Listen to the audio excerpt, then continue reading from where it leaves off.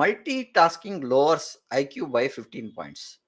I know. How many projects are falling silently? Do you Hmm. have a view for it? Oh, yeah, absolutely. So let me give you a perspective on everybody who's listening, a perspective on what 15 points really means. Okay.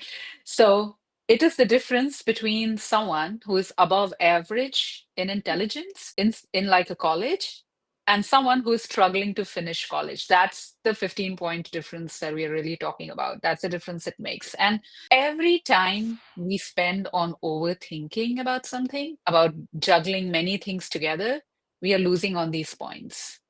And Hmm. if you ask my perspective on it, Prem, the danger is not a loud failure, it is silent erosion.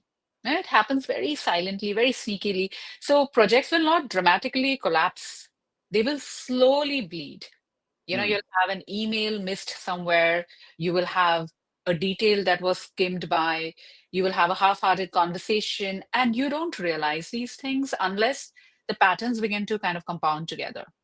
Then you find that suddenly your launch is delayed or your client's confidence is slipping down, and you start wondering, I don't know what really went wrong. So I'll give you Hmm. an example of this. So I was working with a senior executive, and she would go into meetings, and then suddenly she came up and told me that she had no recollection of the meetings. Like I cannot keep up with the details because when she went into the meetings, she would go with her laptop. She would be Hmm. listening to the meeting. She would be answering Slack messages. She would be taking some calls from WhatsApp and all of those things. And her team started to notice that they realized that their leader had kind of timed out. And Hmm. that was a big, huge gap that started missing out. So, science today has also proven that people, our human brain, cannot multitask.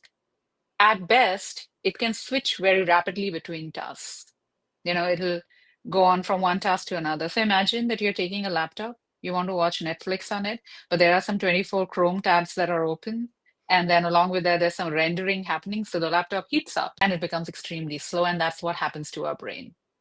So coming to the questions, how many projects are failing silently? I think way more than leaders are ready to accept. And the scariest part in all of this is that it shows up in the matrix very late.